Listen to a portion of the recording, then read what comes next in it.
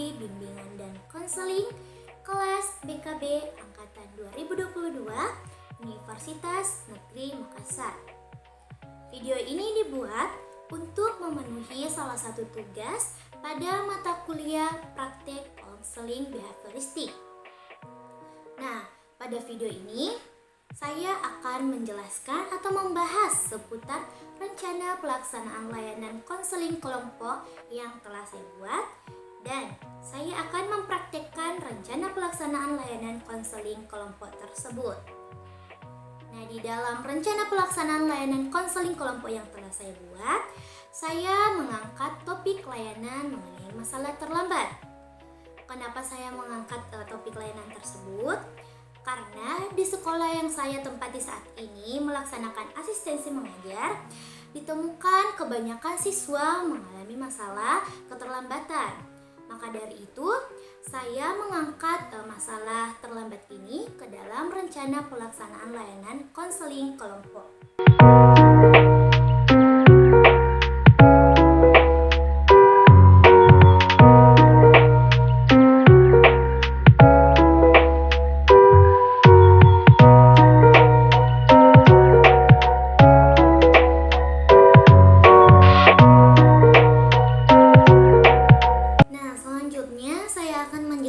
Deskripsi masalah dari topik layanan yang telah saya angkat. Masalah terlambat merupakan masalah yang cukup umum yang dialami oleh kebanyakan peserta didik di SMK Negeri 5 Makassar. Salah satu faktor penyebab utama masalah keterlambatan ini karena kebanyakan peserta didik lebih banyak menghabiskan waktunya dengan bermain gadget dan bermain game hingga larut malam. Peserta didik kebanyakan cenderung menghabiskan waktu di layar HP tanpa memikirkan efek samping terhadap kesehatan fisik, mental, dan performanya saat berada di sekolah. Akibatnya, peserta didik terlambat untuk bangun dan tidak punya cukup banyak waktu untuk bersiap-siap datang ke sekolah. Nah, selain bermain gadget dan bermain game hingga larut malam, kebiasaan nongkrong juga menjadi faktor penyebab keterlambatan peserta didik datang ke sekolah. Nah, kenapa nongkrong menjadi faktor penyebab peserta didik datang terlambat ke sekolah? Karena seringkali peserta didik kumpul bersama teman-teman mereka hingga dini hari, tanpa peserta didik itu sadari bahwa keesokan harinya mereka akan menjalankan tuntutan mereka untuk pergi ke sekolah. Padahal nongkrong yang awalnya menjadi tujuan untuk bersosialisasi dan menghilangkan penat, itu malah menjadi kebiasaan buruk bagi peserta didik yang dapat berdampak pada kedisiplinan waktunya. Kebiasaan ini tidak hanya membuat mereka kelelahan, tetapi juga membuat mereka kurang siap secara mental untuk menghadapi aktivitas sehari-hari di sekolah. Nah, faktor lain penyebab peserta didik terlambat datang ke sekolah karena jarak tempuh dari rumah peserta didik ke sekolah. Beberapa peserta didik tinggal di daerah terpencil yang memerlukan waktu cukup lama untuk sampai ke sekolah. Meskipun faktor jarak di luar kendali dari peserta didik, tetapi kombinasi antara bermain gadget, game, dan nongkrong hingga tengah malam itu malah bisa memperburuk keadaan peserta didik terlambat datang ke sekolah. Kurangnya manajemen waktu yang baik dari peserta didik bisa menyebabkan mereka kesulitan dalam mengatasi faktor eksternal seperti transportasi. Keterlambatan yang terjadi secara berulang ini tentu berdampak pada performa akademik dari peserta didik. Keterlambatan yang konsisten mengakibatkan mereka sering melewatkan pelajaran penting di awal hari atau pagi hari, sehingga mengurangi pemahaman mereka terhadap materi yang disampaikan karena tidak mengikuti pelajaran di pagi hari.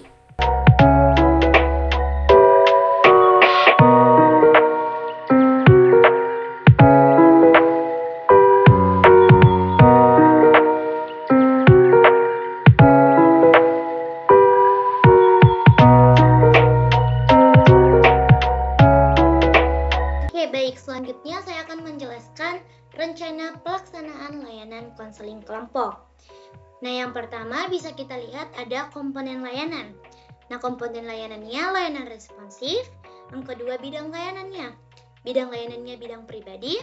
Selanjutnya, topik layanannya mengurangi perilaku terlambat melalui pengembangan keterampilan manajemen waktu. Fungsi layanannya pengembangan, adapun tujuan umumnya agar peserta didik mampu mengelola pentingnya manajemen waktu dalam kehidupan sehari-hari. Nah, adapun tujuan khususnya terdiri dari 3 poin. Yang pertama, peserta didik dapat menyimpulkan pengertian manajemen waktu. Yang kedua, peserta didik mengklasifikasikan prinsip-prinsip manajemen waktu.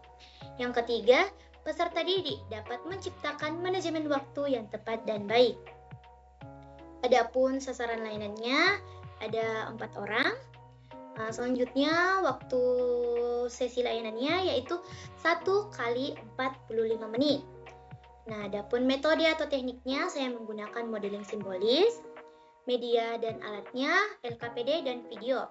Nah, video ini untuk menerapkan teknik modeling simbolis yang saya gunakan. Nah, selanjutnya kita beralih pada pelaksanaan. Yang pertama itu ada tahap awal. Nah, tahap awal di sini terdiri dari 7 poin. Yang pertama, pimpinan kelompok mengucapkan salam dan menanyakan kabar anggota kelompok. Yang kedua, pimpinan kelompok memulai kegiatan dengan mengajak anggota kelompok untuk berdoa bersama. Yang ketiga, pimpinan kelompok menjelaskan pengertian konseling kelompok. Yang keempat, pimpinan kelompok menjelaskan tujuan konseling kelompok. Yang kelima, pimpinan kelompok menjelaskan asas-asas konseling kelompok, yakni asas kerahasiaan, asas kesukarelaan, asas keterbukaan, serta asas kenormatifan. Yang keenam, kontrak layanan atau kesepakatan layanan. Bahwa pertemuan ini akan dilakukan selama 1 kali 45 menit pelayanan dan disepakati akan melakukan dengan baik. Yang ketujuh, pimpinan kelompok memainkan ice breaking untuk mencairkan suasana. Selanjutnya, tahap peralihan. Di sini tahap peralihan terdiri dari 3 poin. Yang pertama, pimpinan kelompok menjelaskan kembali tujuan serta kesepakatan bersama. Yang kedua, pimpinan kelompok menanyakan kesiapan anggota kelompok melaksanakan kegiatan dan memulai ke tahap inti untuk meningkatkan kemampuan keikutsertaan anggota kelompok. Yang ketiga, mengucapkan ikrar janji kerahasiaan dalam kelompok yang dipimpin oleh pimpinan kelompok. Selanjutnya kita beralih pada tahap inti atau kerja.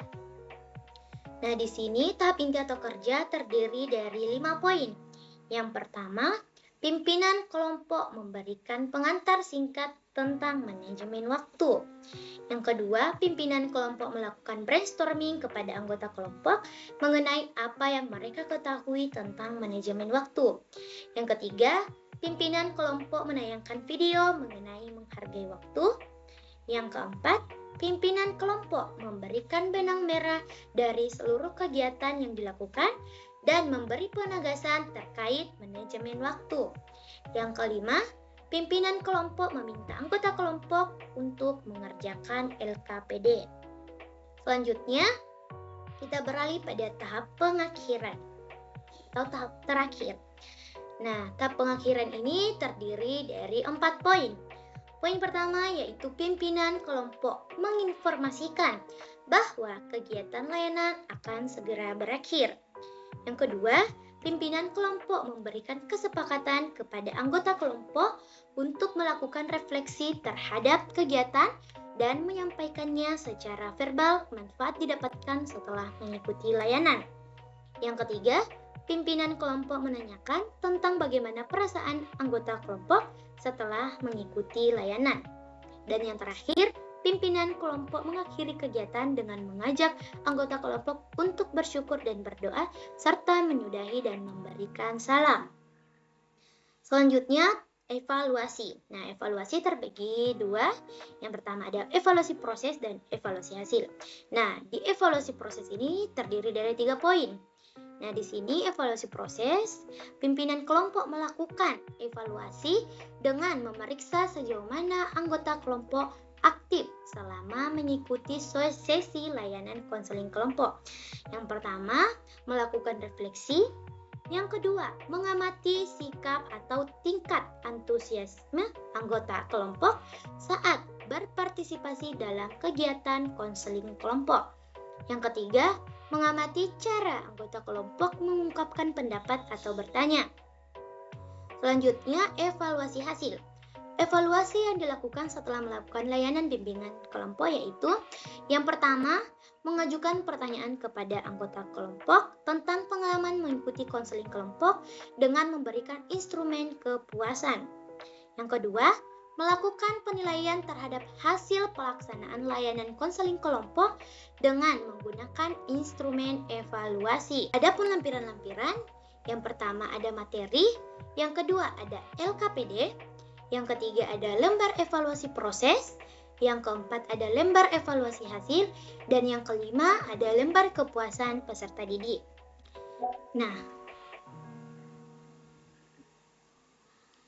Nah, ini lampiran materi pertama tentang materi. Lampiran pertama tentang materi.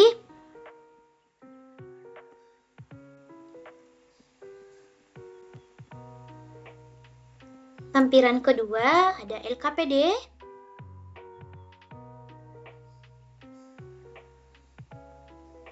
Lampiran ketiga ada lembar evaluasi proses layanan konseling kelompok.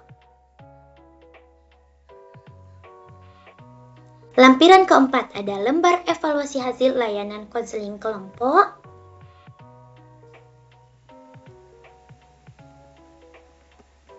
Lampiran kelima ada lembar kepuasan peserta didik terhadap layanan konseling kelompok. Dan yang terakhir ada daftar pustaka.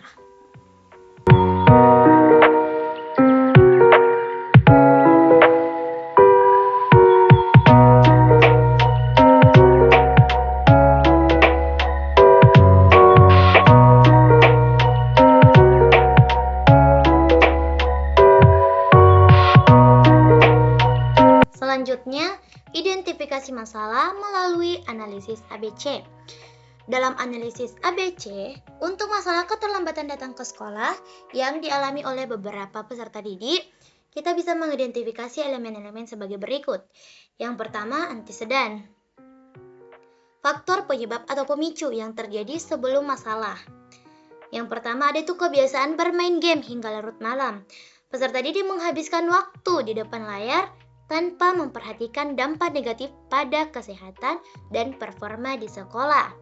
Yang kedua, kebiasaan nongkrong hingga tengah malam. Mereka sering berkumpul dengan teman hingga dini hari yang mengakibatkan kelelahan dan mengganggu disiplin waktu. Yang ketiga, jarak rumah yang jauh dari sekolah. Tinggal di daerah terpencil menambah waktu perjalanan yang mereka butuhkan untuk tiba di sekolah. Yang keempat, kurangnya manajemen waktu yang baik.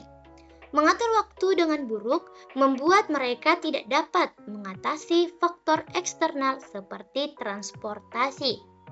Yang kedua, behaviors. Perilaku yang terjadi sebagai respon terhadap faktor penyebab. Nah, yang pertama ada bangun terlambat. Karena tidur terlalu larut malam, peserta didik merasa kesulitan bangun pagi untuk berangkat ke sekolah dengan tepat waktu. Yang kedua, tidak siap mental untuk ke sekolah. Kebiasaan larut malam membuat mereka lelah sehingga kurang termotivasi dan kurang siap secara mental untuk belajar. Yang ketiga, tiba terlambat di sekolah secara konsisten. Kebiasaan ini menjadi masalah disiplin yang berulang. Dan yang terakhir ada konsekuensi. Dampak atau akibat dari perilaku tersebut. Nah, di sini yang pertama ada menurunnya performa akademik. Peserta didik sering melewatkan pelajaran di awal hari atau di jam pertama yang menghambat pemahaman mereka terhadap materi. Yang kedua, kehilangan kesempatan belajar. Keterlambatan mengurangi kesempatan mereka untuk menerima materi pelajaran secara penuh yang berdampak pada prestasi akademik.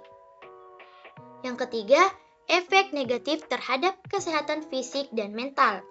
Tidur larut malam dan kurangnya istirahat dapat mempengaruhi kesehatan jangka panjang mereka. Yang keempat, penurunan disiplin dan tanggung jawab. Kebiasaan terlambat ini juga menurunkan sikap disiplin peserta didik dalam tanggung jawabnya di sekolah. Nah, melalui analisis ABCD ini dapat disimpulkan bahwa untuk mengatasi masalah keterlambatan diperlukan pendekatan yang mencakup peningkatan manajemen waktu, pengaturan aktivitas di luar sekolah, serta pemahaman mengenai dampak perilaku terhadap kesehatan dan performa akademik.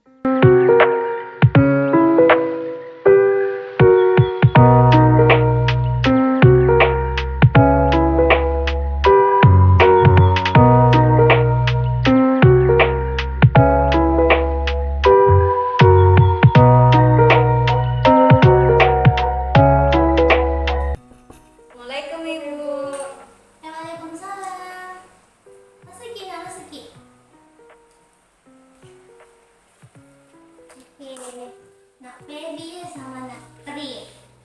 Iya, Bu. Assalamualaikum, Ibu.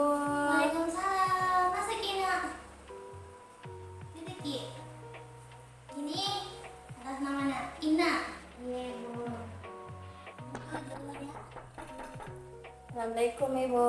Waalaikumsalam, Nak. Masa Kina, Masa Ki. Oke. Ini Aida, sekarang kumpul sama Mami toh. Bagaimana kabarnya hari ini anak-anak? Baik. Baik. Tidak ada yang sedih atau capek tadi belajar di kelas? Ya, lumayan, Ibu. Hai, sebelum kesini ke rumah kita belajar apa kita di kelas, Nak? Kita matematika, Ibu. matematika. Siapa gurunya? Bu Fitri Saruji. Itu Ibu kadang menjelaskan Ya, begitu memang belajar matematika sih, Nak. Karena hitung-hitungan angka-angka kita bahasa, Ibu. bahasa. Siapa gurunya? Bu April, Ibu. Bu April. Saruji tadi belajar di kelas. Seru, Ibu. Seru. Seru, Ibu. Kalau kita, Nak, Belajar agama, Ibu. belajar agama. Siapa gurunya? Ibu Ceta, Ibu. Saruji, Bu Caca mengajar. Iya, Ibu, ya. Kadang agak-agak ngantuk sedih, Ibu. Kami Ibu Caca agak-agak tua gitu, jadi mungkin pengaruh itunya kita masih belajar bahasa Inggris di kelas. Siapa gurunya? Ibu Citra. Ibu Citra. Baik, Ibu Citra mengajar, nggak galak-galak jadi lagi.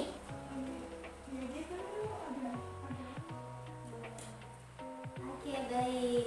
Sebelumnya pasti kalian udah baru kenal satu sama lain toh? Benar toh? Kalau begitu baiknya kalian memperkenalkan diri dulu satu-satu. Coba dari Nak Tri. Perkenalkan, nama saya Trizalana Taskia. Saya dari kelas 11 KGSP. Jadi tahu nih semua nih. Siapa namanya? Tri. Oke. Coba kita, Nak. Nama saya Febrian Timothy dari kelas 11 KIOS. Sama skill. Sama skill spesial. Iya, guys. Tahu nih semua siapa namanya? Baby. Bilang kamu halo. Halo, Baby. Kalau kita, Nak. Saya Bu Alexandra Paida dari kelas 11 listrik. Sudah listrik. Bapak Ida. Kalau kita, Nak.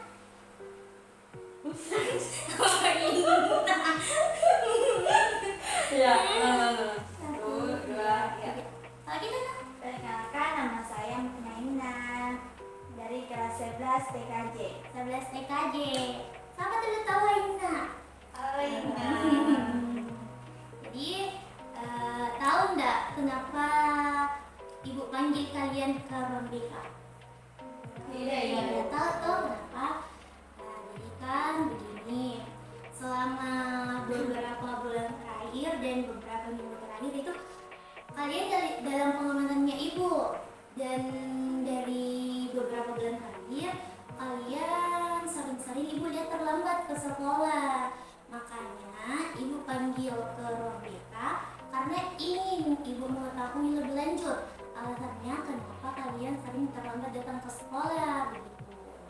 Paham? Nah, jadi mungkin sebelum kita masuk ke tahap selanjutnya, ada baiknya kita berdoa bersama-sama dulu. Oke? Oke, baik, berdoa dimulai. Berdoa selesai. Nah, jadi tujuannya ibu panggil ke kalian ke sini karena ibu akan melakukan yang namanya konseling kelompok gitu. Nah, tujuan ibu melakukan konseling kelompok kepada kalian semua agar kalian bisa mengelola waktu kalian supaya tidak terlambat datang ke sekolah lagi. Sebelumnya ibu mau bertanya, dari kalian ada tidak yang tahu apa itu konseling kelompok? Saya tidak, Bu. Tidak. Tidak sama sekali. Iya. Berarti kalau tidak tahu, berarti kalian tidak pernah melakukan yang namanya konseling kelompok. Iya, Ibu, baru pertama kali. Dari pertama kali ini masuk ke RPK melakukan konseling kelompok. Pernah sih masuk ruang BK itu, tapi tidak pernah lakukan kayak begini. Konseling kelompok. Oke, baik.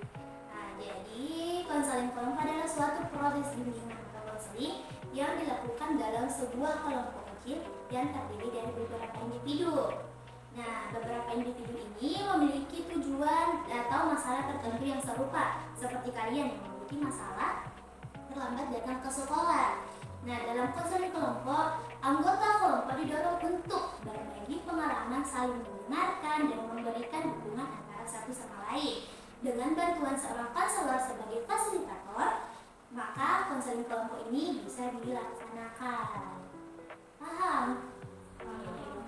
Nah, tadi kan ibu sudah menjelaskan tujuannya ibu melakukan konseling kelompok agar kalian bisa manajemen waktu kalian agar tidak terlambat lagi datang ke sekolah. Tapi tujuan umum dari konseling kelompok sendiri ini untuk membantu individu mengatasi permasalahan dan meningkatkan keterampilan interpersonalnya, memperkuat rasa percaya diri, dan mencapai perubahan positif dalam diri mereka melalui interaksi kelompok. Paham? Oke, coba Jatri, apa tadi itu konseling kelompok?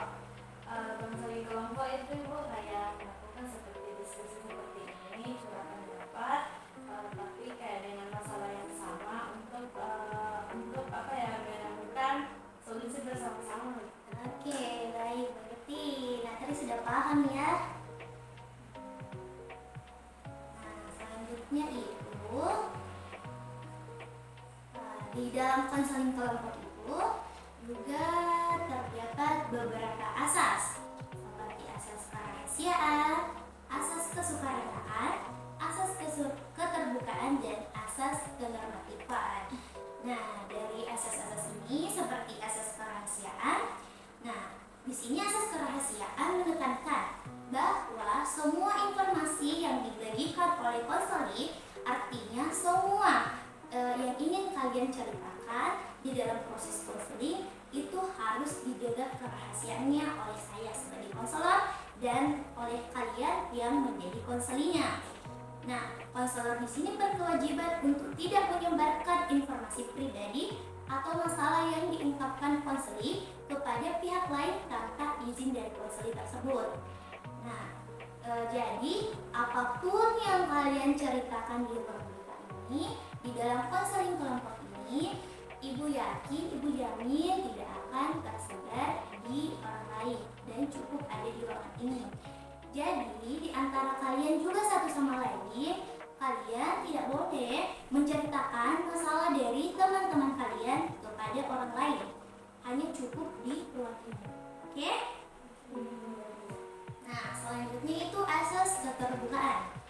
Nah, asas ini menekankan pentingnya keterbukaan antara seorang konselor dan konseli dalam proses konseli. Konseli diharap bersikap terbuka dalam mengungkapkan permasalahan dan perasaan mereka agar konselor dapat memahami situasi konseli secara mendalam. Jadi di sini kalian diharapkan untuk terbuka kepada ibu, menceritakan apapun supaya ibu tahu secara mendalam tentang permasalahan kalian, kenapa kalian terlambat datang ke sekolah gitu. Nah, selanjutnya itu asas kenormatifan. Nah, di sini asas kenormatifan berfokus pada kepatuhan terhadap norma-norma yang berlaku, baik norma sosial, etika, maupun profesional. Konselor perlu memastikan bahwa proses konseli dilaksanakan sesuai dengan norma dan nilai-nilai yang berlaku, baik dalam hubungan konseling dalam masyarakat dan maupun di luar daripada forum ini. Hal ini mencakup etika profesional, kode etik konselor, serta menghargai dan menghormati nilai-nilai yang dianut oleh konseli. Gitu. Nah, asas yang terakhir yaitu asas kesukarelaan. Nah, di sini asas kesukarelaan berarti konseli datang untuk mengikuti konseli secara sukarela tanpa paksaan dari pihak lain.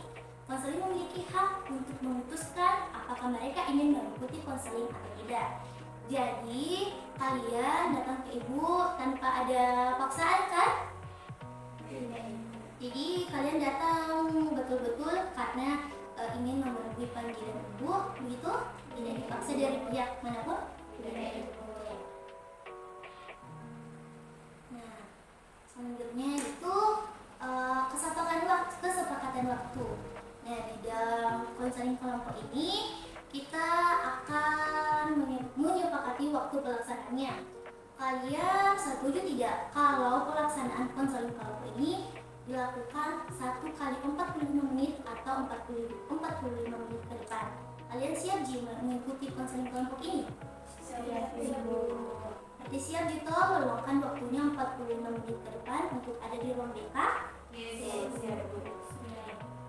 Nah, sebelum itu karena tadi Ina tegang, ibu lihat tegang sekali, Baby juga, jadi mungkin bisa ki speaking dulu sebentar. Nah, speakingnya itu gampang nih. Pertanyaannya speakingnya itu berpikir sebelum bertindak. Cluenya itu berpikir sebelum bertindak. Ina, 1 tambah 1? 2. Oke. Ina paham. Berarti cluenya berpikir sebelum bertindak. 5 tambah 5? Natri? Salah. Salah. Cluenya berpikir sebelum bertindak. Kamu tadi tambah 5, 10. Salah. Kan cluenya berpikir sebelum bertindak. Paham? Nah, Ida, berpikir sebelum bertindak. 4 tambah 4? Salah. Salah. 4 tambah 4 itu 8, Ibu. Nih, 1, 2, 3, 4, 5, 6, 7, 8. 8, Ibu. Tapi kan cluenya berpikir sebelum bertindak.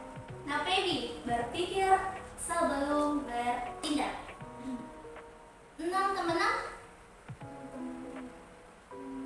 12. Betul. Baby betul. Nah, Baby betul. Kalian belum fokus dan belum tahu.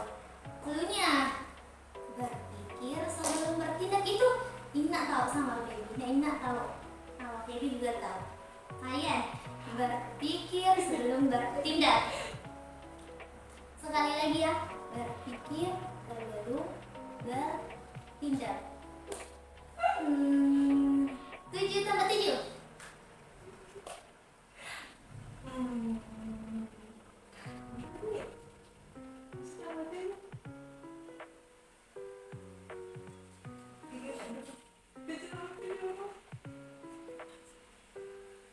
Tujuh tambah 7 berapa? 18 Bu. Betul. Betul. Betul. Jadi retak aja ngomong Betul. ya sama Betul. Namanya berpikir sebelum bertindak. 3 tambah 3? nah Betul. Jadi tahu nggak semua apa dari maksud dari clue-nya itu? sebelumnya jawab kita harus berpikir dulu. Apapun yang kalian jawab, biar itu ngawur, tapi kan clue-nya berpikir sebelum bertindak. Jadi kalian harus kayak apa ya, baru jawab, baru itu benar. Makanya berpikir sebelum bertindak. Easy ya, easy. Kan kita aja tidak aja. Kan kita pilih paham kita maksudnya dan maksudnya itu apa. Oke, baik, tapi karena kalian ini ketawa-ketawa, berarti enjoy nih. Berarti enjoy nih toh? Kalau karena ketawa-ketawa nih. Jadi selanjutnya itu mau nggak bertanya siap betul aja toh ikut ini konseling kelompok? Siap Bu. Nah itu karena 45 menit ini ke depan dilaksanakan ini konseling kelompok. Nah sebelum kita melakukan masuk ke tahap selanjutnya, kita akan mengucapkan ikrar janji kerahasiaan konseling kelompok ini karena ini betul-betul makanya kan ada namanya asas supaya kalian tidak menceritakan cerita teman-teman kalian di sini dan dengan ikrar ini supaya apapun yang kalian ceritakan itu tambah aman, tidak tersebar. Oke? Nah, di sini ikrar janjinya berbunyi, saya sebagai konselor, saya berjanji untuk menjaga melindungi kerahasiaan semua informasi yang diperoleh selama proses konseling. Saya berkomitmen untuk tidak mengungkapkan atau membagikan informasi pribadi, masalah, atau data yang diungkapkan oleh konseling kepada pihak lain tanpa izin tertulis dari konseling, kecuali dalam situasi tertentu yang diatur oleh hukum atau apabila konseling atau orang lain berada dalam bahaya serius. Saya memahami bahwa menjaga kerahasiaan adalah hak utama konseling dan merupakan landasan dalam membangun kepercayaan serta lingkungan yang aman selama proses konseling. Oleh karena itu, saya akan senantiasa menghormati hak privasi konseling dan menjunjung tinggi prinsip kerahasiaan ini dalam setiap pelayanan konseling yang saya berikan. Oke? Saya sudah berjanji untuk tidak membuka rahasia kalian.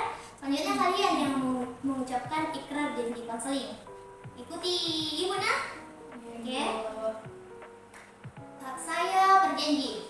Saya berjanji Apapun yang saya ceritakan apapun yang saya ceritakan dan apapun yang dibagi cerita oleh teman saya, dan apapun yang dibagi cerita oleh teman saya berjanji tidak akan mengungkapkannya kepada orang lain. Oke. Jadi tambah aman nih toh rahasianya kalian ceritanya kalian di ibu dan di teman-teman kalian. Aman. Nah, selanjutnya karena kalian itu sering terlambat, mau nggak tahu alasannya kalian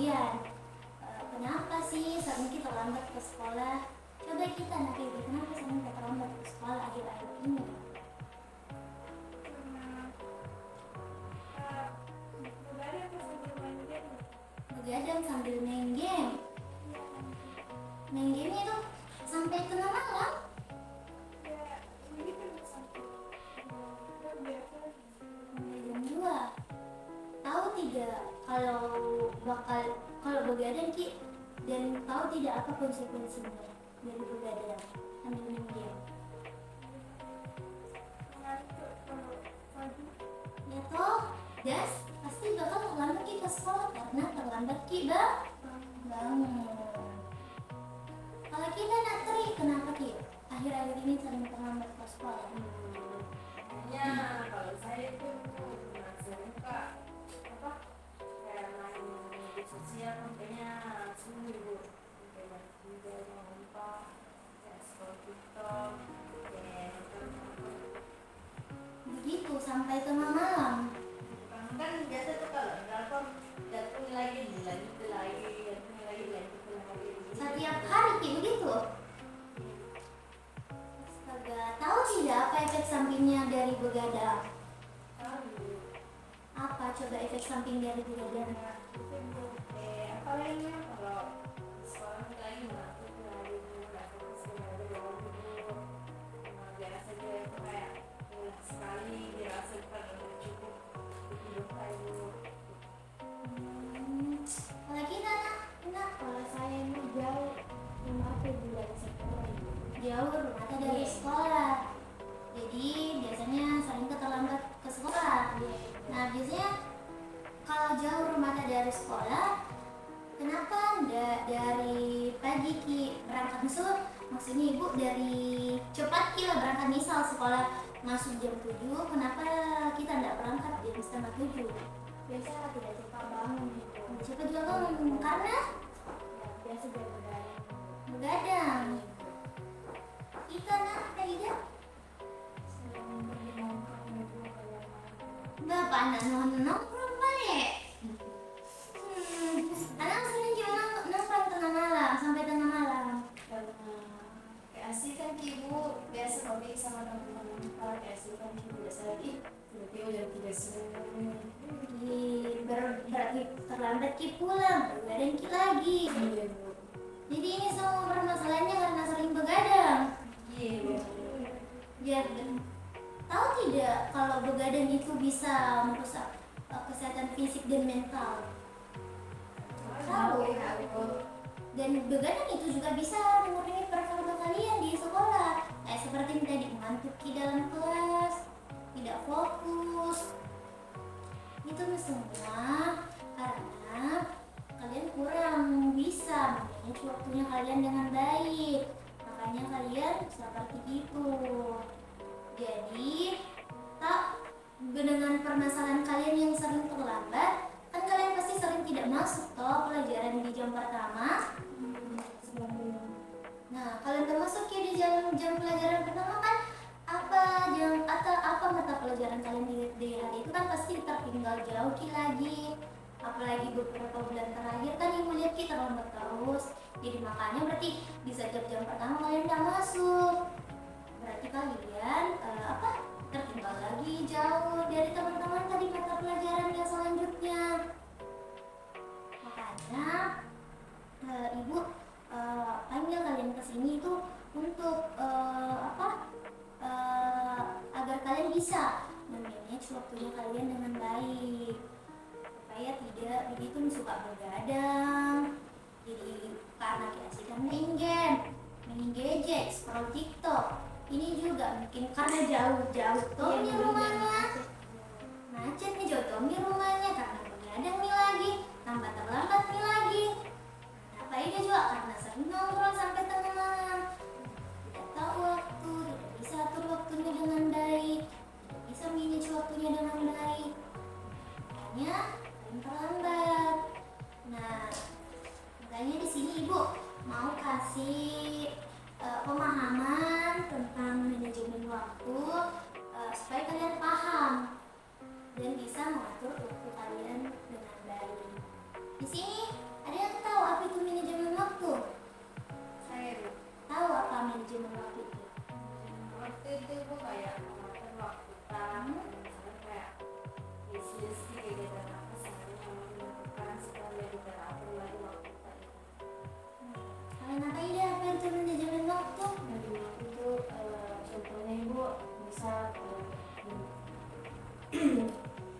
jam 9 harus tidur supaya besoknya tidak terlambat pergi sekolah. Oke, jadi tahu gitu apa itu manajemen waktu. Di sini nggak ada yang salah apa itu manajemen waktu. Nah, betul semua sih pendapat anak. Pendapatnya Natri betul, pendapatnya Natri betul apa itu manajemen waktu. Nah, dari penjelasan Ibu mengenai manajemen waktu itu merupakan upaya yang dilakukan individu untuk mengatur dan memanfaatkan waktunya secara optimal dan efisien. Nah, proses ini melibatkan langkah-langkah seperti penetapan tujuan dan prioritas seperti yang Dinda nak tadi. Suka catat-catat, list apa kegiatan yang akan dilakukan. Nah, di sini manajemen waktu juga mengharuskan individu untuk tetap terorganisir dengan baik dalam konteks kehidupan profesional maupun pribadi. Nah, semua hal-hal ini bertujuan untuk mencapai tujuan yang jelas, meningkatkan produktivitas, dan meminimalkan pemborosan waktu. Nah, pemborosan waktu ini seperti kalian yang cenderung lebih menikmati waktunya berjam-jam dengan seperti Nafibi dengan gamenya, seperti Nafaida dengan nongkrongnya, Natri dengan gadget, scroll TikTok dan drakornya itu. Nah, dan dengan demikian, manajemen waktu bukan hanya penting untuk efisiensi dalam aktivitas sehari-hari, tetapi juga memainkan peran besar dalam mencapai kesuksesan jangka panjang dalam berbagai aspek kehidupan. Nah, di dalam manajemen waktu itu sangat penting dalam kehidupan sehari-harinya peserta didik seperti kalian. Nah, kenapa manajemen waktu sangat penting bagi peserta didik? Karena untuk mencegah keterlambatannya kalian datang ke sekolah. Nah, kemampuan ini meningkatkan peserta didik mengatur kegiatan sehari-hari dengan baik, mulai dari persiapan pagi hingga memastikan waktu perjalanan ke sekolah. Manajemen waktu yang baik dapat meningkatkan produktivitas dan efisiensi peserta didik dalam menjalani aktivitas sehari-hari. Ketika peserta didik mampu mengatur waktu secara tepat, mereka bisa meminimalkan berbagai hal yang menyebabkan keterlambatan seperti dalam kesiangan atau tergesa-gesa dalam menyiapkan perjalanan ke sekolah. Jadi, pahami tidak kenapa penting manajemen waktu? Paham toh? Karena untuk meningkatkan produktivitas kalian dalam kehidupan sehari-hari. Nah, di sini di dalam strategi efektif di dalam manajemen waktu itu ada strategi efektif untuk mengembangkan keterampilan manajemen waktu pada peserta didik. Nah, di sini manajemen waktu yang dimiliki siswa memiliki peran penting untuk mengatur, mengelola, dan melaksanakannya sesuai dengan jadwal yang telah dibuat dalam jangka waktu tertentu. Terlepas dari rencana waktu yang akan dipilih, ada pun strategi-strategi yang dapat digunakan untuk mengatur waktu dengan efektif. Nah, ada 9 strategi yang dapat kalian gunakan untuk manajemen waktu kalian dengan baik. Di sini cara yang pertama yaitu peserta didik perlu memahami bagaimana mereka menghabiskan waktu mereka saat ini untuk mengidentifikasi area yang perlu diperbaiki. Nah, seperti Nafebi kan sering begadang karena main game. Nah, itu perlu dipahami dulu supaya Nafebi bisa manajemen waktunya dengan baik. Begitu. Nah, yang kedua menggunakan kerangka SMART atau yang bisa dibilang spesifik, measurable, achievable, relevant, dan attainable. Untuk menetapkan tujuan yang jelas dan terukur dapat membantu peserta didik fokus pada apa yang perlu dicapai. Jadi apa yang kalian list, ada itu semua time-nya, ada semua waktunya supaya jelas, tidak jadi terarah kalian yang punya yang list kalian yang akan kalian buat gitu. Yang ketiga, membuat rencana harian atau mingguan yang mencakup semua tugas dan kegiatan penting. Ini membantu siswa mengatur waktu mereka dengan lebih baik. Nah, maksud dari ini kalian bisa membuat bukan dalam per hari saja, kalian bisa merancang kalian bikin jurnal keseharian kalian per minggu, per bulan, itu sangat bisa dan sangat membantu untuk manajemen waktu kalian dengan baik. Nah, di sini yang keempat itu mengidentifikasi tugas-tugas berdasarkan urgensi dan kepentingannya. Dari sini kalian bisa menggunakan metode prioritas ABC yang digunakan. Di sini misalnya A, tugas yang harus segera diselesaikan. B, tugas yang baik untuk diselesaikan hari ini. Dan C, tugas yang bisa menunggu. Jadi kalian bisa kalian buat daftarnya. Tugas yang A ini, kayaknya harus diselesaikan ini segera. Nah, kalau kalian dari kode A. Kalau B, tugas yang baik untuk diselesaikan hari ini. Jadi kayak harus selesaikan hari ini. Apapun itu harus diselesaikan hari ini supaya tidak mengganggu plan selanjutnya. Begitu. Dan C, tugas yang bisa menunggu. Nah, yang kelima, peserta didik harus secara rutin memeriksa kemajuan mereka terhadap tujuan yang telah ditetapkan, serta melakukan penyesuaian jika diperlukan. Jadi, kayak tujuan yang kalian buat itu perlu lagi disesuaikan dengan anunya kalian, yang kayak disesuaikan dengan diri kalian. Sudah mungkin buat tulis apa yang kalian buat per bulan, per minggu, itu disesuaikan lagi sama diri kalian masing-masing kayak begitu. Nah, yang keenam, mencatat semua tenggat waktu dan kegiatan dalam kalender atau aplikasi penjadwalan untuk mengatur waktu dengan lebih efisien.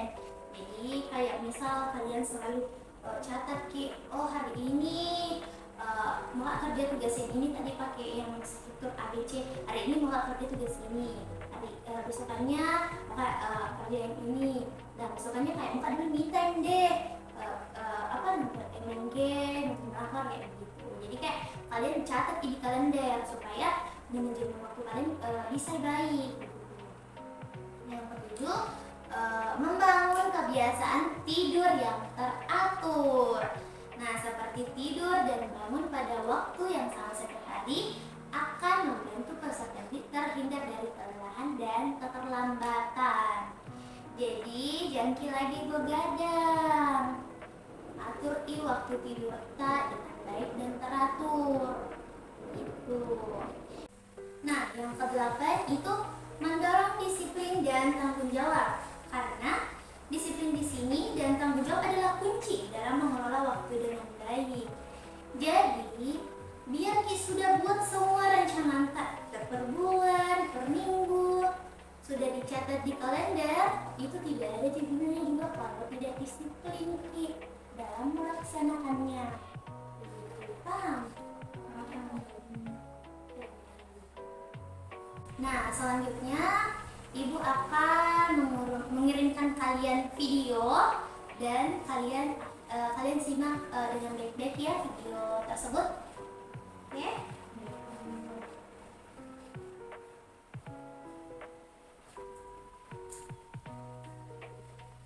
Itu ada Ibu kirimkan.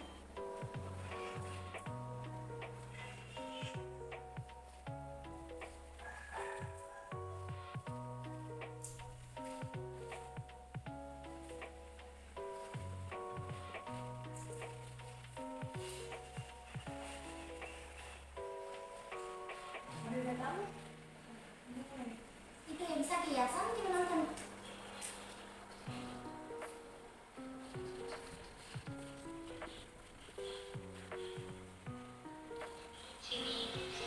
Sebenarnya orang tuaku menyuruhku untuk tinggal bersama. Aku tidak mau menjaga diriku yang dari dulu selalu itu pula. Aku ingin itu mandiri dan kadang aku mencari penghasilan sendiri. Kalau nggak ada pekerjaan,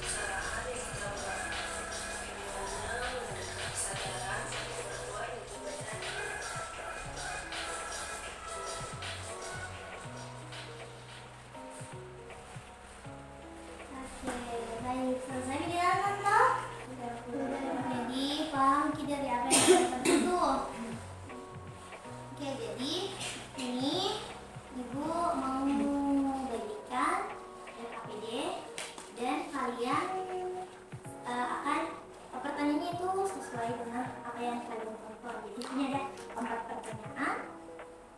Jadi kan tadi kalian simak di dengan laptop, jadi pasti kalian bisa jawab di pertanyaan ini.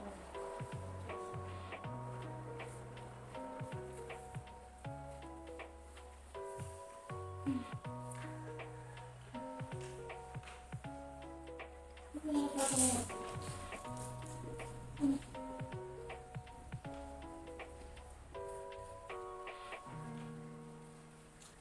Kalian jangan lupa tulis namanya kan?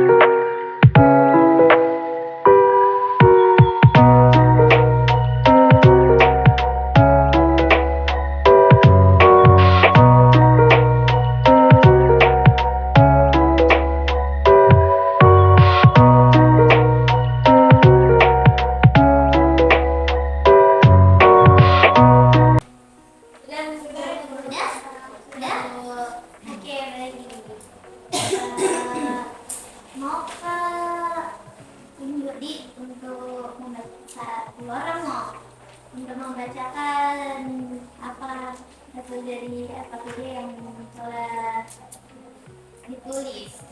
Coba nah Pebi bacakan nih soalnya jawabannya apa? Perilaku positif model yang terlalu contoh.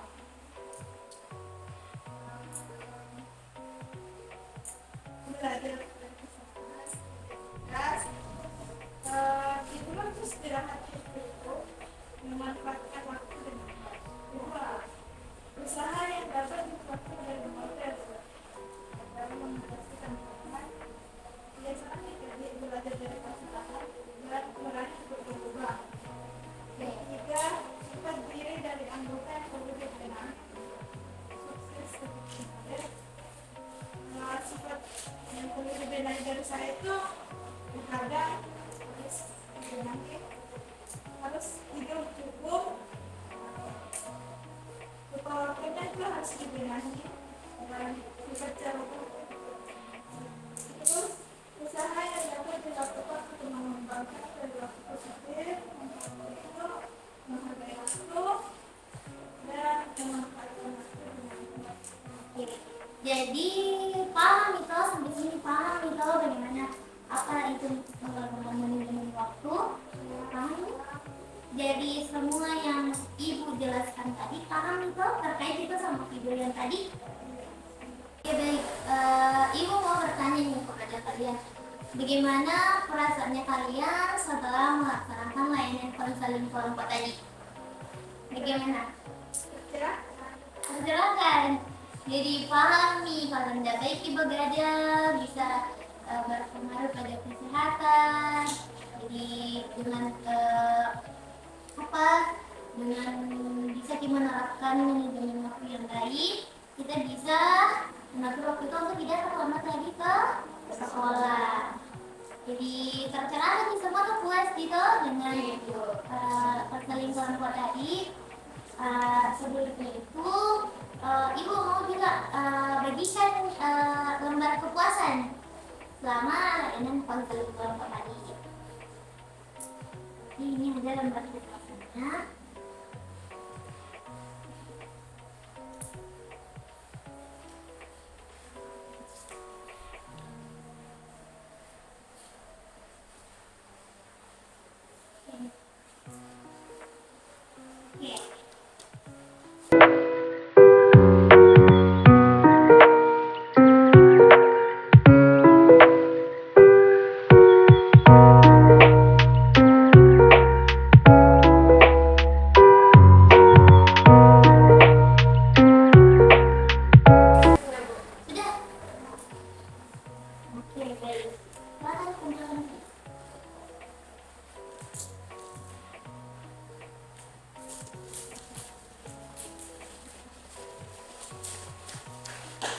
Oke baik, atas ini juga semua telah diterapkan, jadi seperti pemahaman tentang materi. Mungkin sisi konseling kelompok kita berakhir kali ini. Terima kasih kepada anak-anakku sekalian karena bersedia meluangkan waktunya selama 45 menit 45 menit untuk melakukan konseling kelompok dengan Ibu. Dan terima kasih juga karena sudah menceritakan dan mendengar menyimak dengan baik apa yang Ibu sampaikan. Mohon maaf apabila ada kata-kata yang salah keluar dari ucapan Ibu. Sekian dan terima kasih anak-anakku sekalian.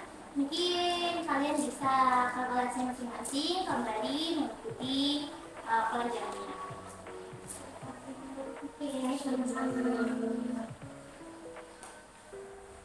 Oke, mungkin silakan kembali ke kelasnya.